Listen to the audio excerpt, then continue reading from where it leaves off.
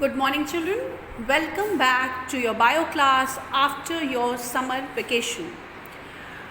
Hope you all have enjoyed your summer vacation and completed your bio project which was given to you for your summer break. I also hope that you have completed your assignments which were given before the summer break, because we are going to start with new chapters from today's class. Before I begin with my class, let us revise that we have done 5 chapters, namely cell, structure and functional unit of life, tissue, the building block, flower, structure and function, pollination and fertilization, and germination of seed.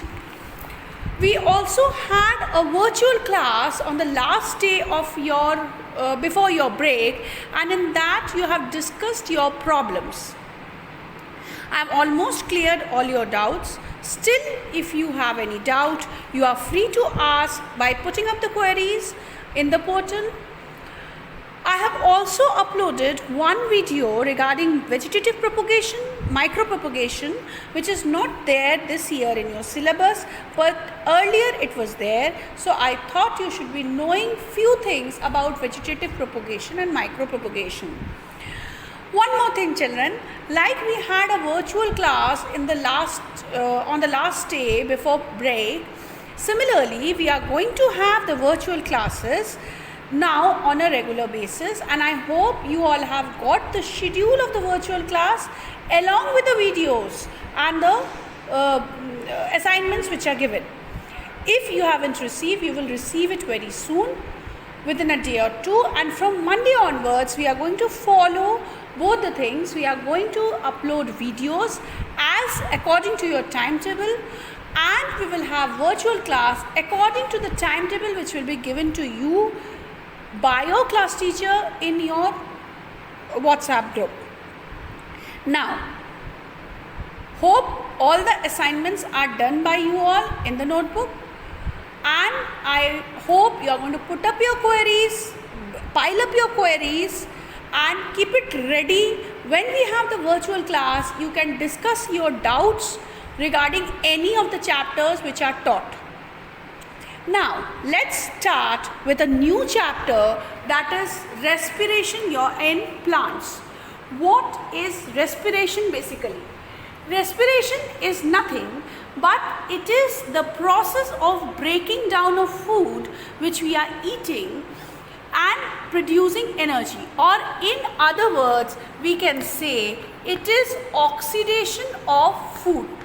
That means when we are talking of respiration, that means we need to have oxygen so that it could be burned and energy could be provided. You have studied earlier the equation for respiration, that is glucose in presence. Glucose is the simplest form, and we know, we have studied that carbohydrate provides maximum amount of energy. So glucose in presence of oxygen gets converted into carbon dioxide and water and produces ATP. That is, ATP is the energy currency of our cell. So that is produced by burning glucose in our cell.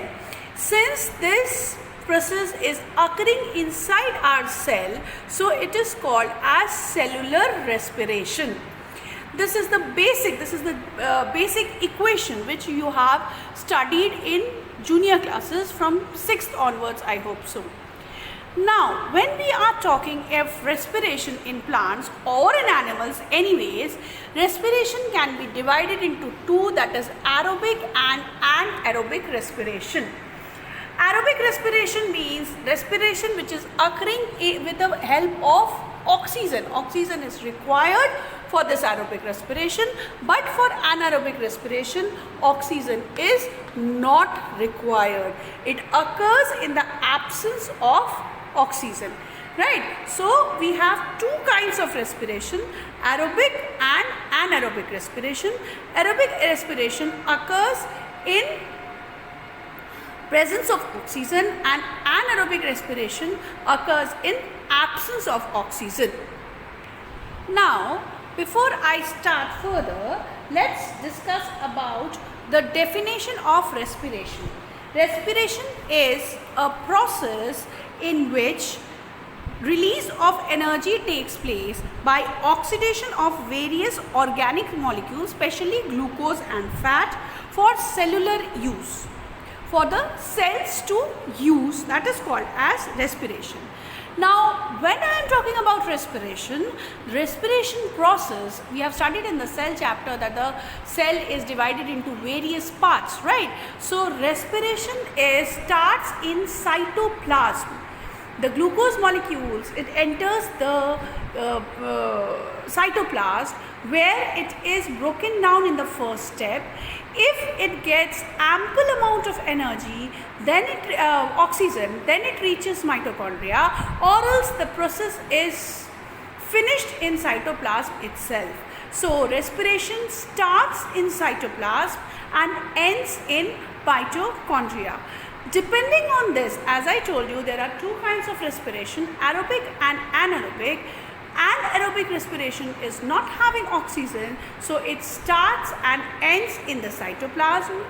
When the product which is formed by the breakdown in the cytoplasm gets ample amount of oxygen, it reaches the mitochondria and it is further broken down into carbon dioxide and water in presence of various enzymes and by various steps. That is called as aerobic respiration. Now the process which starts in the cytoplasm, is called as glycolysis. What is it called? Glycolysis. The process which is initiated in the cytoplasm is called as glycolysis. This glycolysis doesn't require oxygen. In this glycolysis process, glucose, one molecule of glucose, that is C6, is converted into a pyruvate molecule, a compound which is having C5. That is, one carbon is lost, it is converted into pyruvate molecule, or in some books you may also study as pyruvic acid. It occurs in presence of many enzymes. So glucose is converted to pyruvate or pyruvic acid, and this process is called as glycolysis. This process occurs in cytoplasm and it does not require oxygen. This is called as glycolysis. Now, the pyruvate molecule formed, if it gets ample amount of oxygen, it enters into the mitochondria and we have the aerobic respiration, or else it goes on, it is finished over there and we have the anaerobic respiration. When it enters the mitochondria, we have to study 3 steps by which this pyruvic acid is finally broken down into carbon dioxide. 3 steps are pyruvate oxidation, then is your Krebs cycle, and then is your electron transport chain or respiratory chain. In pyruvate oxidation, we are talking about aerobic respiration. Remember, the glucose molecule has entered the cytoplasm, converted to pyruvic acid. It got ample amount of oxygen and has entered the mitochondria. In the mitochondria, the pyruvic acid is converted into another compound in presence of oxygen, which we call as acetyl CoA. Then it enters the other round, which is called as Krebs cycle or tricarboxylic acid cycle. Krebs cycle, the first is your pyruvate oxidation. In aerobic respiration, we have pyruvate oxidation. The product formed by pyruvate oxidation is called as acetyl CoA, pyruvate oxidation, acetyl CoA. This acetyl CoA, it undergoes what? It undergoes Krebs cycle. named after a scientist, or carboxylic acid cycle, TCA cycle, tricarboxylic acid cycle. The Krebs cycle is also known by this name, and the product from over here, carboxylic acid formed over here, undergoes electron transport chain. These procedure we are going to study in detail in animal respiration. Here you need to learn only about the name. The first one is pyruvate oxidation. The product form over here is acetyl-CoA. The product form is acetyl-CoA coapoenzyme, acetyl-coapoenzyme. This acetyl-CoA undergoes Krebs cycle, also known as tricarboxylic acid cycle, which converts, which has a cycle of reaction to produce hydrogen, and then it enters the electron transport chain, also known as respiratory chain. After the entire process, that is the total process, when it is completed, aerobic respiration, it produces 38 ATP molecules, 38 molecules of energy, right? So here we are going to end up this topic, because next class we are going to discuss about the anaerobic respiration and few other things which we will discuss in the next class. Till then, please go through this video, understand, solve the assignment, and then come back with your queries. Have a nice day, children.